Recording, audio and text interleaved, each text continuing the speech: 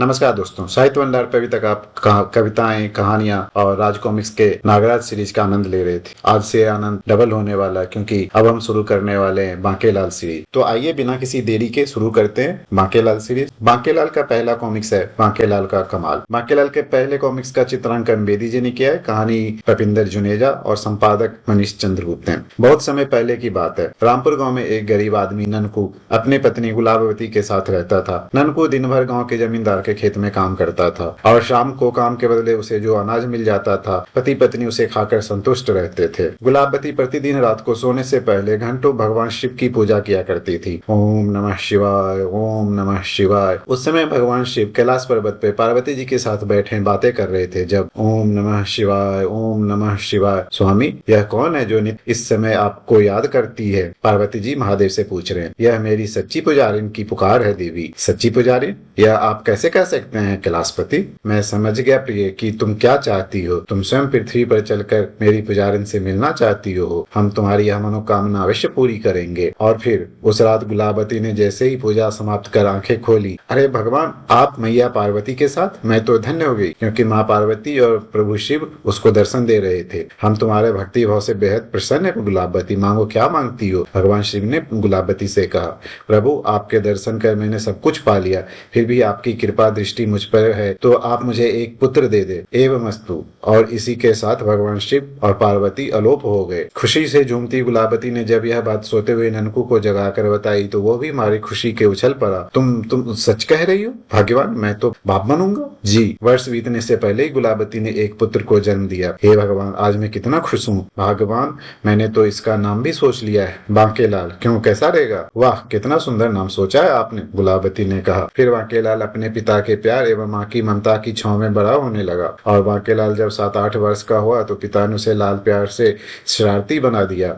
अभी बांकेलाल की शरारत शुरू हो गई बचपन में ही। मटका तोड़ रहा है, तंग कर रहा है। उन्हीं दिनों भगवान शिव पार्वती जी के साथ आकाश मार्ग से उधर से गुजर रहे थे। नाथ, आपको याद है ना कि कुछ वर्ष पूर्व आपने इस गांव में एक स्त्री को पुत्र प्राप्ति हेतु वर दिया था? माता पार्वती भगवान शिव से पूछ रहे हैं। प्रिय, मैं अपने भक्तों को कभी नहीं भूलता। नाथ, मैं आपको आशीर्वाद का फल यानी उस बालक को देखना चाहती हूँ। अवश्य प्रिय। और जब भगवान शिव पार्वती के साथ गुलाबवती के घर पे पहुंचे तो उस समय घर में बांकेलाल और गुलाबवती थे। ननकू खेत पे काम करने गया था। भगवान, आप आइए भीतर चलकर विराजिए। गुलाबवती भगवान शिव और माता पार्वती को देख के उनको अंदर आने के निमंत्रण देती है। नहीं गुलाबवती, हम अब चलेंगे, हम तो सिर्फ इस बालक को देखने आए थे, माता पार्वती कहती है। ऐसा कैसे हो सकता है मैया? आज तो आपको इस गरीब के अतिथि स्वीकार करना पड़ेगा। बहुत इनकार करने के बाद आखिर में उन्हें गुलाबवती की बात माननी ही पड़ी। और उस समय गुलाबवती के घर में कुछ नहीं था, किंतु वह पड़ोस के घर से थोड़ा दूध मांग लाई और उसे गर्म कर गिलास में डाला और फिर, उई, अभी तो दूध गर्म है, जब तक यह ठंडा होता है मैं प्रभु के दर्शन ही क्यों न करूं। दूध गर्म ज्यादा हो गया था, उसको ठंडा होने छोड़ गुलाबवती प्रभु के पास चली गई। और जैसे ही गुलाबवती रसोई से बाहर निकली, खेलता हुआ बांकेलाल रसोई में पहुंचा। अरे ये मेढक कहाँ से आया? वहां एक मेढक पहुंच गया उतने में ही। शरारती बांकेलाल ने मेढक को पकड़ा और दूध से भरे 2 गिलास में से एक में डाल दिया। अब मजा आएगा। बांकेलाल शुरू हो गए अपने कारनामे करने। थोड़ी देर बाद वह मेढक वाला दूध से भरा गिलास शिव के हाथ में था। अरे यह क्या? भगवान शिव चौंक गए क्योंकि उसमें से मेढक कूद के बाहर आ गया। दूध में मेढक। गुलाबवती भी परेशान हो गई और बांकेलाल मजे ले रहा ही। वह क्रोधित हो उठे। उदंड बालक, तूने मुझे शुद्ध शाकाहारी को धोखे से मांस का अर्क पिलाने की कोशिश की है। जा, मैं तुझे शाप देता हूँ, तू हमेशा निकम्मा और शरारती रहेगा। भगवान शिव क्रोधित होकर बांकेलाल को शाप दे दिया। गुलाबवती चीख पड़ी, नहीं प्रभु नहीं, बालक की शरारत का इतना कठोर दंड ना दें। हाँ प्रभु, अपना शाप वापस ले ले, अन्यथा मैं अपना सिर आपके चरणों में पटक पटक कर जान दे दूंगी। अब गुलाबवती प्रभु से प्रार्थना करने लगी, क्षमा याचना करने लगी। इतने में माता पार्वती बोलती है, स्वामी क्षमा कर दीजिए, अबोध बालक की शरारत का दंड अपनी भक्त को क्यों दे रहे हैं? मेरा शाप मिट तो नहीं सकता, किंतु इसका प्रभाव इस तरह से कम हो सकता है। महादेव उपाय बताते हैं। यह लड़का जो भी शरारत करेगा उससे इसे कोई हानि नहीं पहुंचेगी बल्कि कुछ लाभ ही होगा। ऐसे ही शरारतों के लाभ से इसका जीवन यापन होगा। क्या? उसके बाद शिव तो पार्वती के साथ चले गए, लेकिन उनके शाप के कारण बांकेलाल की शरारतें दिन प्रतिदिन बढ़ने लगी। एक दिन की बात है, गांव का दूधिया रघु पेड़ के नीचे उदास बैठा था। उफ, अब क्या होगा, आज तो बच्चे भूखे ही मर जाएंगे। कमबख्त बिल्ली ने ऐसा रास्ता काटा कि पत्थर की ठोकर लगने से सारी दही जमीन पे आ पड़ी। तभी कहीं उधर से बांकेलाल निकला और उसने एक सरसरी नजर रघु पे डाली, पर तभी उसको नजर ठीक उसके ऊपर डाल पर लटके मधु की मक्खियों के छत्ते पे पड़ी। बहुत दिन हो गए मैंने किसी का कचौरी जैसा फूला मुंह नहीं देखा। बांकेलाल के दिमाग में फिर से शरारत आने लगा है और अगले ही पल बांकेलाल ने एक पत्थर उठाया और मधुमक्खी के छत्ते पे दे मारा। बाप रे मुसीबत! और वो रघु वहीं उसके नीचे लेटा हुआ था। मधुमक्खियों से बचने के लिए रघु ने सिर की पगड़ी को खोलकर ओढ़ लिया। बांकेलाल पहले ही भाग खड़ा हुआ था। थोड़ी देर बाद जब मधुमक्खियों का हलचल खत्म हुआ तो रघु उठा और उसने देखा कि अरे मेरा मटका तो शहद से भर गया है। वाह ऊपर वाले, किसी को छप्पर फाड़ कर देता है तो किसी की छत्ता फोड़कर। रघु ने गांव के बनिए कुछ शहद बेचकर घर के लिए सामान खरीदा। तभी उसकी नजर सामने से आते बांकेलाल पे पड़ी। अरे ये तो वही लड़का है जिसकी वजह से आज मेरे बच्चे भूखे सोने से बच गए। अरे बेटा जरा सुनो, रघु ने बांकेलाल को आवाज दिया। बाप रे भागो! बांके भागा तो रघु भी उसके पीछे दौड़ पड़ा और जल्दी ही उसे पकड़ लिया। अब तो फंस गया बेटा बांके, आज तेरी खैर नहीं। बांकेलाल मन ही मन सोच रहा है, बेटा आज तेरी वजह से मेरे घर का चूल्हा जल गया। बेटा वो शहद पूरे 10 सिक्कों में बिका है और तू ले यह एक सिक्का और मौज कर। रघु ने उसमें से एक सिक्का उसे दे दिया इनाम के स्वरूप। एक सिक्का बांकेलाल को देकर रघु चलता बना और बांकेलाल मन में सोच रहा, बेईमान कहेगा, मेरी वजह से फायदा इसे 10 का हुआ और देकर गया मुझे एक सिक्का, कम से कम 5 तो देता। बांकेलाल के पड़ोसी लालू और चालू जो गांव में बेहद शरीफ समझे जाते थे, वास्तव में पक्के चोर थे। उन्होंने आजकल अपने वो आस पड़ोस के गाँव में जबरदस्त सफाई अभियान चलाया हुआ था। एक दिन सुबह मुंह अंधेरे ही गाँव के लाला सुखी राम के घर झाड़ू फेर कर लौटे और फिर चोरी के माल अपने घर के पिछवाड़े दबाकर उस स्थान की पहचान के लिए वहाँ एक आम का पौधा लगा दिया और अंदर जाकर चैन की नींद सो गए। और सुबह जब बांकेलाल की निगाह उस आम के पौधे पर पड़ी तो पड़ोसी आम खाएगा और हम ललचाएंगे? नहीं, ऐसा कदापि नहीं हो सकता। मैं इस पौधे को जड़ से उखाड़ दूंगा। बांकेलाल फिर से शरारत करने में जुट गया और जैसे ही बांकेलाल ने पौधे को उखाड़ा, अरे बाप रे, सोने के सिक्के! क्योंकि दोनों चोर भाइयों ने सोने के सिक्कों के ऊपर से ये आम के पौधा लगाया था पहचान के लिए। तभी लालू चालू भी वहां पहुंच गए। ओह, इस कमबख्त की वजह से तो हमारी पोली खुल जाएगी। हाँ, अब इसका जिंदा रहना ठीक नहीं है। तभी बांकेलाल की नजर उन पर पड़ी और दौड़कर दीवार के पार कूदा। जिंदा नहीं बचना चाहिए। बाप रे भागो! दोनों भाई लालू और चालू बांकेलाल के पीछे भागते हैं, लेकिन जल्दबाजी में वो दूसरी तरफ गिर गया। ठीक तभी सुखी राम के घर में हुई चोरी की जांच करने स्वयं नगर कोतवाल सैनिकों सहित उधर से गुजर रहे थे। हाय मैं मरा! क्या बात है बेटा, तुम इतने घबराए हुए क्यों हो? बांकेलाल जो लालू चालू के घर से भागता है तो वो सैनिकों के पास आ गिरता है जल्दी में। बांकेलाल जी वो उसी समय चार दीवारी पर लालू चालू प्रकट हुए और बाहर सैनिकों को देख के घबरा गए। खतरा, भाग बे चालू! क्यों, मतलब ये हमें देखकर घबरा क्यों रहे हैं? जरूर दाल में कुछ काला है, कोतवाल जी बोलते हैं। और फिर दोनों भाई उधर से वापस भाग खड़े होते हैं। सैनिकों पकड़ो उन दोनों को। सैनिक जल्दी ही लालू चालू को पकड़ लाए। अब जल्दी ही अपनी राम कहानी अपनी जुबानी बता डाल, वरना हमें माफ कर दीजिए। फिर लालू चालू ने अपना अपराध स्वीकार कर लिया और साथ ही अब तक की सारी चोरियों का माल भी उनके हवाले कर दिया। अरे बाप रे, ये तो पुराने घाघ हैं। और तो नहीं है कुछ? नहीं हुजूर। दूसरे दिन नगर कोतवाल के कहने पर सभा का आयोजन किया गया। भाइयों, आपके गांव के बांकेलाल ने बहुत पुराने चोरों को पकड़वाकर उनके चोरियों का माल दिलवाया है। ऐसे रंगे चोरों को पकड़ना बहुत ही मुश्किल था। मैं चोरी के माल में से 10वां भाग बांकेलाल को इनाम में देता हूँ। वाह भाई, बांकेलाल ने तो कमाल कर दिया। ननकुआ का लड़का तो कमाल का निकला। सारे गांव वाले उसकी प्रशंसा कर रहे हैं। और इस तरह शरारतें करता और उसका लाभ उठाता हुआ बांकेलाल बड़ा हो गया। लेकिन बांकेलाल का दुर्भाग्य यह था कि ननकू और गुलाबती पिछले ही वर्ष उसे अकेला छोड़कर स्वर्ग सिधार गए थे। दूर दूर तक गांव में भी उसकी प्रसिद्धि फैल चुकी थी। अब बांकेलाल बड़ा हो गया था, लेकिन उसके माता पिता गुजर गए थे। बारिश का मौसम था। बांकेलाल अपने घर के आंगन में चारपाई पे बैठा कोई नई शरारत करने की योजना बना रहा था। बेटा बांके, अब की बार कोई ऐसी तरकीब सोच जिससे हर बार की तरह तेरी योजना की टांग न टूट सके। मैं चाहता कुछ हूँ और होता कुछ है। तभी वो सोचते सोचते चुटकी बजाकर उछल पड़ा। ओ मारा पापर वाले का! ये बांकेलाल का तकिया कलाम है। और फिर तुरंत अपने दिमाग में आई नई योजना का कार्य रूप देने के लिए वह गांव के मुखिया के घर की ओर चल दिया। वाह, अब मैं जल्दी ही माला माल हो जाऊंगा। नई शरारत आई है बांकेलाल के दिमाग में, देखते हैं क्या करता है। हर बार एक दो आदमी की खाट खड़ी करने की सोचता हूँ तो उसकी खाट खड़ी होने के बजाय उड़न खटोला बन जाती है।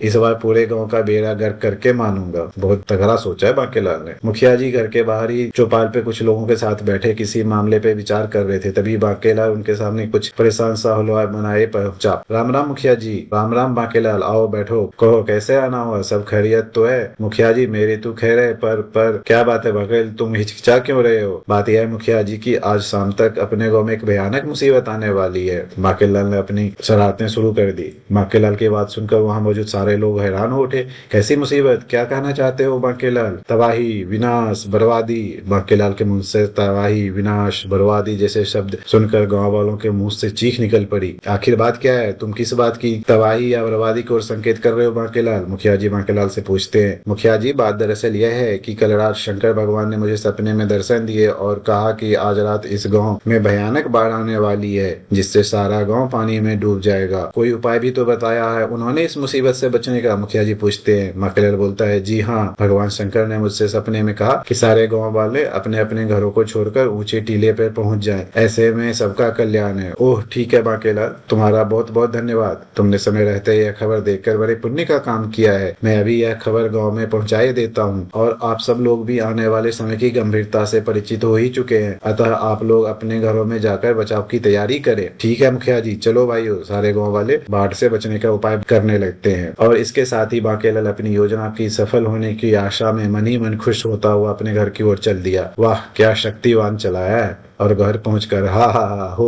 खूब मूर्ख बनाया मैंने मुखिया को, अब आएगा मजा। सारे गांव वाले अपने अपने घरों को छोड़कर गांव से बाहर ऊंचे टीलों पे चले जाएंगे और मैं उनके घरों में घुसकर अच्छा खासा माल बटोर लाऊंगा। और कल जब मुखिया जी मुझसे कहेंगे कि बाढ़ नहीं है तो कह दूंगा मैं क्या करूं, जैसा मुझे सपना आया था मैंने आपको बता दिया। हाँ, यह सब सोचते हुए वह सो गया। बांकेलाल मन ही मन खीर खा रहा है। उधर गाँव के भोले वाले लोग मुखिया जी द्वारा भेजे गए संदेश को सुनकर गाँव छोड़ने की तैयारी कर रहे थे कि तभी आकाश में काले काले बादल गरजने लगे। ओह इतना खराब मौसम! अरे भोला, मुखिया जी ने सच ही कहलवाया, ऐसी भीषण बरसात मैंने पहली बार देखी है। अचानक से गांव में भयंकर बारिश होने लगी। मुन्ने की माँ जल्दी करो, बस अपने मतलब का थोड़ा बहुत सामान ले लो और निकल चलो ऊंचे टीले की ओर। आप मुन्ने को पकड़िए, मैं सामान संभालती हूँ। सारे गाँव वाले ऊंचे टीले पे जाने लगे गाँव छोड़ के। और कुछ ही देर बाद, भागो जल्दी करो, हे भगवान रक्षा करो, कृपा भोलेनाथ। भयंकर बरसात शुरू हो जाती है गाँव में। कुछ देर बाद जब पूरा गांव निर्जन हो चुका था, बांकेलाल अपने घर से निकलकर बारिश में भीगता हुआ गांव के महाजन के घर की ओर चल दिया। अरे वाह, ये तो सोने पे सुहागा हो गया। गांव वाली बारिश को देखकर मेरी बात को सच समझ रहे होंगे और मुझे ऐसे ही सुहावने मौसम में लोगों का घर साफ करने में अलग मजा आएगा। सबसे पहले मैं गाँव के महाजन लाला हरदयाल के घर में घुसकर उसका माल समेटूंगा, क्योंकि उसके यहाँ काफी मोटा माल मिलने की उम्मीद है। इधर गाँव वाले टीले पे पहुंचा और बरसात से बचने की व्यवस्था करने लगे। तभी एक जगह तंबू के लिए बांस गाड़ रहे 3-4 व्यक्तियों के पास एक और तरोती घबराई सी आई। रामू के बप्पा, वो क्या बात है कमला, तुम कुछ परेशान सी नजर आ रही हो। अनर्थ हो गया स्वामी, मैं बर्बाद हो गई मैं। क्या बात है कमला, तुम बताती क्यों नहीं? स्वामी, अपना रामू लकड़ियां लेने जंगल गया था। गांव से भागने की जल्दी में मुझे उसका ध्यान ही नहीं आया। हाय मेरा रामू। उसका बेटा रामू घर में ही छूट गया क्योंकि वो जंगल गया था लकड़ियां समेटने। हे भगवान, अब क्या होगा? हे भगवान रक्षा करना। कमला के लड़के का, बेचारी का एक ही लड़का था। प्रभु कमला के बेटे को बचा लो। स्वामी आप जल्दी से गांव जाकर मेरे लाल को ढूंढिए। हाय मेरा रामू। तभी गांव के मुखिया जी भी वहां पहुंच गए। क्या बात है, ये भीड़ क्यों लगा रखी है? मुखिया जी, हरिया का लड़का रामू गांव में ही रह गया क्या? अब मुखिया जी भी परेशान हो गए। उफ, अब तो बारिश भी तेज है और तूफान भी जोरों पे, समझ नहीं आता। ऐसा करो, तुम 4-5 लोग हरिया के साथ गाँव जाकर रामू को ढूंढ कर लाने की कोशिश करो। हरिया 3-4 लोगों के साथ गाँव की ओर चल दिया और इधर जोरों की बारिश और तूफान में बांकेलाल महाजन के घर के सामने खड़ा था। इस मोटे सेठ के घर में अंदर घुसने का तो रास्ता समझ नहीं आता। कमबख्त ने कितनी ऊंची दीवार और मोटे मोटे दरवाजे बनाए हैं। तभी कुछ सोचकर, हाँ अगर किसी तरह छत पे पहुंच जाऊं तो शायद अंदर घुसने का मार्ग मिल जाए। बांकेलाल की निगाह महाजन के छत पहुंचने की उपाय तलाश में चारों तरफ दौड़ने लगी, पर ऊपर छत पे पहुंचा कैसे जाए? बांकेलाल सोच रहा है। वो रामू के घर के पिछवाड़े लकड़ी की सीढ़ी दिखाई पड़ रही है और अगले ही पल बांकेलाल रामू के घर के पिछवाड़े पर ही लकड़ी की सीढ़ी को उठा लाया और फिर सीढ़ी महाजन के मकान के दीवार पर लगाकर उस पे चढ़ने लगा। उधर रामपुर गांव के पास बहने वाली नदी में बाढ़ का पानी खतरे के निशान से ऊपर पहुंच गया। अब महाजन के घर के आंगन में उतरने के लिए यह सीढ़ी लाकर यहीं लगानी पड़ेगी। और तभी भयंकर बाढ़ से नदी का बांध भयानक आवाज करता हुआ टूट पड़ा। धड़ाम! उस नदी का पानी पूरी तेजी के साथ रामपुर गाँव की ओर बढ़ने लगा। पूरा गाँव पानी में डूबने लगा। बांकेलाल अभी महाजन की छत पर खड़ा सीढ़ी के ऊपर खींच ही रहा था कि पानी का रेला उसकी तरफ तेजी से बढ़ा और फिर उसके पैर छत से उखड़ गए। हाय मैं मरा। बांकेलाल भी तेज पानी में बह गया। उधर हरिया और उसके साथी जब रामू की तलाश में गांव में जाने के लिए टीले के किनारे पहुंचे थे, गांव का दृश्य देखकर चौंक पड़े। हाय, यह तो पूरा गांव ही डूब गया है। हाँ, और अब पानी टीले की ऊंचाई को छूने लगा है। भगवान का शुक्र है हम लोग समय रहते ही सुरक्षित टीले पे पहुंच गए। हाँ, वरना शायद हम में से एक भी जीवित नहीं बचता। सबके सब इस बाढ़ में डूब मरते। मैं कहता हूँ भला हो बांकेलाल का, जिसने समय रहते ही खतरे की सूचना देकर पूरे गांव को मरने से बचा लिया। तभी हरिया को लगा कि जैसे उसका रामू पानी में डूबता हुआ उसे पुकार रहा हो, और नहीं मेरे लाल तू चिंता मत कर, मैं आ रहा हूँ, बचाओ बचाओ बापू, मुझे बचा लो। और अचानक हरिया अर्धविक्षिप्त सा पानी की ओर दौड़ पड़ा। मेरे बेटे, मेरे रहते तो ये कुछ नहीं हो सकता, मैं आ रहा हूँ। अभी हरिया पानी में छलांग लगाने ही वाला था कि साथियों ने उसे पकड़ लिया। ये क्या पागलपन है हरिया, छोड़ दो मुझे, वो देखो वो मेरा बेटा मुझे बुला रहा है। होश में आओ हरिया, देखो हम तुम्हारे साथी हैं। होश में कैसे आऊं मेरे लाल। हरिया रोता रोता पछाड़ खाते वहीं बेहोश हो गया और अपने साथियों के बाहों में झूल गया। वो लगता है बेटे की गम में होश खो बैठा। जब वो तीनों बेहोश हरिया को लेकर ऊंचे टीले पे पहुंचे तो अपने पति के बेहोशी और पूरे गांव में डूब जाने की खबर सुन अपने बेटे रामू की जीवित रहने की रही से ही आस खोकर कमला भी जोर जोर से रोने लगी। उधर बांकेलाल पानी में के बहाव के साथ साथ डूबता उतरता हुआ एक तरफ बह चला जा रहा था। बुड़क बुड़क, बचाओ बचाओ। बांकेलाल भी बचने की कोशिश कर रहा है। तभी बांकेलाल की नजर अपने साथ साथ बहते हुए लकड़ी के गट्ठर पे पड़ी, जिस पर हरिया का लड़का रामू पानी के बहाव के साथ साथ बह रहा था। अगर मैं इस लड़के को गट्ठर से धके कर यह गट्ठर हथिया लूं तो शायद बच जाऊं, बांकेलाल अपना दिमाग चला रहा है। और मन में इस विचार के आते ही बांकेलाल ने उस लड़के को गट्ठर से उठाकर फेंकने की कोशिश की तो वह लकड़ी का गट्ठर पानी की तेज बहाव में दूर बह गया। अरे वह क्या, अब क्या होगा। बांकेलाल पानी में डूबता उतरता बहता रहा और हाथ में पकड़े रामू को उसने ना छोड़ा। बचाओ बचाओ। इसी के साथ बांकेलाल की चेतना भी लुप्त होती चली गई। अब रामू और बांकेलाल दोनों ही बेहोश हो गए पानी में। सुबह होने तक बारिश रुक गई और तूफान शांत हो गया था। गांव के लोग ने टीले के किनारे जाकर देखा, चारों ओर दूर दूर तक बाढ़ का पानी फैला हुआ था। उसे देखते ही हरिया और कमला रामू को याद कर कर सिसक उठे। हाय मेरा बेटा रामू, मेरे लाल, तू मुझे छोड़कर कहाँ चला गया। तभी अरे वह देखो, वह क्या है। गांव वाले सामने देखते ही चौंक पड़े। अरे लगता है कोई आदमी है उस छप्पर पे। हाँ, पता नहीं बेचारा कौन है, पता नहीं अब तक जिंदा भी होगा कि नहीं। एक छप्पर बह के आ रहा था जिसपे दो आदमी थे, उनको दूर से वो दिख रहे थे। एक पल के लिए हरिया और कमला भी गम बुलाकर उत्सुकता से उधर ही देखने लगी। कुछ देर बाद छप्पर स्वतः ही बहता हुआ किनारे आ गया। अरे इस छप्पर पर तो बांकेलाल और हरिया का लड़का है। अरे हाँ, आश्चर्य है। हरिया और कमला अपने बेटे को सामने देखकर उससे मरा हुआ जानकर उसके ऊपर गिर पड़े। हाय मेरा लाल बहू। लेकिन गांव का बूढ़ा वैद्य बांकेलाल और रामू को उठते गिरते सीने को एक ही नजर में तार गया। अरे जल्दी करो, इन दोनों किसी सुरक्षित स्थान पर पहुंचाओ ताकि मैं इनका उपचार कर सकूं। पर वैद्य जी, ये तो नहीं नहीं, ये दोनों अभी जिंदा हैं। देखो, इन्हें देख नहीं रहे, इनकी सांसें चल रही है। ओह शुक्र है भगवान का। फिर गांव वाले बेहोश रामू और बांकेलाल को उठाकर तंबू में ले आए और बैजी उनका उपचार करने लगे। फिर थोड़ी ही देर में पहले बांकेलाल की चेतना वापस लौटी। अभी उसने अपने आंख हल्की सी खोली थी कि गांव वालों को भीड़ देखकर उसने अपनी आंख पुनः बंद कर ली। ये गांव वाले मुझे क्यों घेर के खड़े हैं और यहाँ कैसे आया मैं। फिर शीघ्र ही चेतना खोने से पूर्व की स्थिति बांकेलाल की मस्तिष्क में घूम गई। ओह लगता है गांव वालों ने मुझे ओह लगता है गांव वालों ने मेरा झूठ पकड़ लिया, तभी यह सब मुझे घेरे खड़े हैं। अब इनसे कैसे जान बचाई जाए। माखीलाल को समझ में ये आ रहा था कि मैंने जो झूठ बोला था वो पता चल गया गांव वालों को और ये सब लोग मुझे मारने के लिए खड़े हैं। मेरी इतनी शानदार योजना की टांग तो हर बार टूटी है, पर इतनी बुरी तरह कभी नहीं जान बचाने के लाले पड़ जाए। धन्य हो बांकेलाल जिसने अपने जान पर खेलकर हरिया के लड़के को बचाने की कोशिश की। वकाई बांकेलाल की जितनी भी तारीफ की जाए वह कम है। गांव वाले तो बांकेलाल की तारीफ कर रहे थे। आंखें बंद किए लेटे हुए बांकेलाल ने जब गांव वाले की बातें सुनी तो वो बहुत हैरानी हुई। कहाँ वो लोगों से जान बचाने की उपाय सोच रहा था और कहाँ एक हरिया के लड़के रामू ही क्यों, इसने तो सारे गांव को मुसीबत से बचाया। तो ये बात है। हाँ, जो अगर बांकेलाल इस बात के पहले ही सूचना ना देता कि शायद हमने से कोई जीवित ना बचता। सच्ची बांकेलाल तो हमारे लिए ईश्वर का वरदान है। अरे कम वक्तों, जो अगर सच्ची मुझे पता होता कि आज ही इस गांव में बाढ़ आने वाली है तो मैं तो तुम लोगों को कभी ना बताता, बल्कि मैं तो तुम लोगों को मरने के लिए गांव में छोड़कर खुद गांव से निकल जाता। और जब तुम सब लोग मर खप गए होते तो मैं अकेला पूरे गांव का बेताज बादशाह होता और फिर तुम लोगों के घरों को खोदकर उनमें से सारा माल पानी हथिया लेता। पर सत्यानाश हो इस बाढ़ का, जो असमय पर ही आकर मेरी शानदार योजना का बेड़ा गर्क कर गई। तभी बूढ़े वैद्य का अथक परिश्रम रंग लाया और हरिया का बेटा रामू की चेतना भी वापस लौट आई।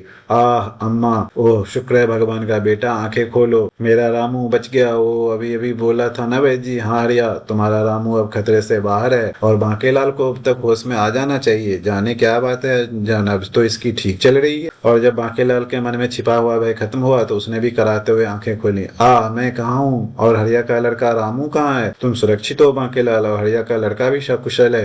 हे ईश्वर, तू बहुत दयालु है। बांकेलाल के होश में आते ही गांव के लोग प्रसन्न हो गए। भाई बांकेलाल जैसे नेक पुरुष के ऊपर ईश्वर की विशेष कृपा होती है। ईश्वर देवता स्वरूप बांकेलाल जी को लंबी उम्र दे। एक सप्ताह में बाढ़ का सारा पानी निकल गया तो सब लोग गांव पहुंचे। टूटे फूटे मकानों की मरम्मत करने के बाद जब रामपुर गांव का जन जीवन कुछ हद तक सुधरा तो गांव के लोगों ने मिलकर चौपाल पर एक सभा आयोजित की। बांकेलाल, आज तुम्हारे ही कारण हम सब लोग सलामत हैं। तुमने अपनी जान पर खिलकर रामू को बचाया। भैया, हम तुम्हारे इस पुण्य भरे कार्य की जितनी भी तारीफ करें कम है, और हम गांव के सब लोगों की तरफ से आपको यह स्वर्ण आभूषण भेंट करते हैं। यह आप लोग ले लो बेटा, यह सप्रेम भेंट है। गांव वालों ने उसे कुछ स्वर्ण की मुद्राएं दी। सत्यानाश हो इस बाढ़ का, वरना मैं इतनी थोड़ी सी नहीं पूरे गांव की दौलत का अकेला ही मालिक होता। ठीक है, आप लोग कितना कहते हैं, तुम्हें वाला कैसे इनकार कर सकता है। और बांकेलाल ने वो स्वर्ण मुद्राएं ले ली और सारे रामपुर वासी बांकेलाल के मन में उठ रहे असल विचारों से अनभिज्ञ उसकी प्रशंसात्मक दृष्टि से देख रहे थे। वाकई में देवता स्वरूप इंसान है बांके।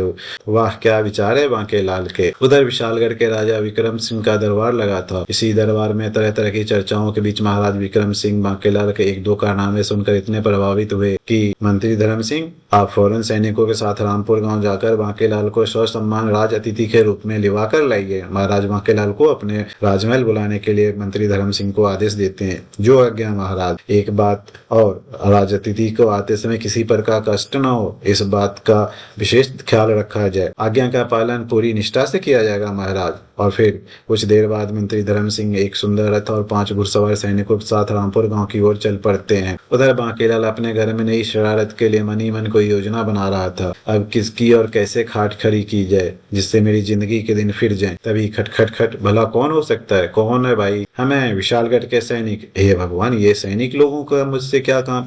हो ना हो किसी ने मेरी कोई शिकायत की है जो मुझे गिरफ्तार करने आए हैं। बांकेलाल, दरवाजा खोलो, बाहर मंत्री जी आपको बुला रहे हैं। हे भगवान, अब क्या होगा? जरूर कोई घपला हो गया है जो स्वयं मंत्री जी मुझे गिरफ्तार करने आए हैं। पर क्या घपला हुआ है मुझसे? और सैनिकों ने देर होती देख जोर से दरवाजा भरभराया। दरवाजा खोलो नहीं तो तोड़ दिया जाएगा। खतरा, अब मुझे फौरन भाग निकलना चाहिए। बांकेलाल सोच रहा है किसी ने उसकी शरारतों की शिकायत राजा को कर दी, इसलिए मंत्री और सैनिक पकड़ने आए, इसलिए वो भाग रहा है। बांकेलाल दरवाजे को इस तरह भरभराए जाने पर और भी बुरी तरह डर गया और खिड़की को लपका। तभी बाहर निकलते ही मंत्री धर्म सिंह की नजर उस पर पड़ी। देखो, वो बांकेलाल घर की खिड़की से कौन भाग रहा है? मुझे तो कुछ गड़बड़ लगती है। तुम दौड़कर उसे पकड़ लाओ। फिर शीघ्र ही वह सैनिक बांकेलाल को पकड़ लाया। कौन हो तुम और क्यों भाग रहे थे? जी, मेरा नाम बांकेलाल है। क्या क्या? मंत्री के संकेत पर सैनिकों ने फौरन बांकेलाल को छोड़ दिया। बांकेलाल जी, हम आप ही को साथ ले जाने आए हैं। पर मेरा कसूर?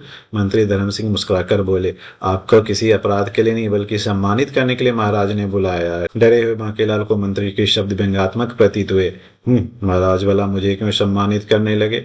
अब ऐसे ही मेरे अनगिनत अपराधों में से किसी एक का भंडाफोड़ हुआ है जो ये यमदूत मेरे पीछे पड़े। क्या सोचने लगे? चलिए जल्दी कीजिए। पर मैं तो आपके साथ नहीं जाऊंगा, मेरी तबीयत ठीक नहीं है। मंत्री धर्म सिंह अच्छे वाले बांकेलाल को बहाना बनाते देख क्रोधित हो उठा। देखिए बांकेलाल जी, यदि आप तुरंत ही हमारे साथ खुशी से चलने को राजी ना हुए तो मजबूरी में हमें आपके साथ सख्ती करनी पड़ेगी। और बांकेलाल समझ गया कि उसकी बात मानने में ही सलामती है। ठीक है हुजूर, जैसी आपकी इच्छा। फिर महामंत्री उसे चारों घोड़ों वाले सुंदर रथ पे बिठाकर चल पड़ा। और जब मंत्री धर्म सिंह बांकेलाल को लेकर विशालगढ़ राजमहल पहुंचे तो रात हो चुकी थी। अतः बांकेलाल को राजा के विशेष कक्ष में लाया गया। आइए बांकेलाल जी, आपका स्वागत है। हमने आपकी बहुत तारीफें सुनी है। जी, यह तो आपकी महानता है जो आप इन चीज को इस काबिल समझते हैं। नहीं बांकेलाल, ना तो हम किसी की झूठी तारीफ करने की आदत है ना सुनने की। हाँ, तो हमने तुम्हारे लोक कल्याण के कई कारनामे सुने और सुना है कि तुमने पूरे गांव को डूबने से बचाया। हाँ, यह बात तो है, मैं बेकार ही डर गया। बांकेलाल अब सोच रहा है मैंने उसका डर खत्म हो रहा है। मंत्री जी, आप तुरंत बांकेलाल का जलपान का प्रबंध कराए। जो आज्ञा महाराज। वाह,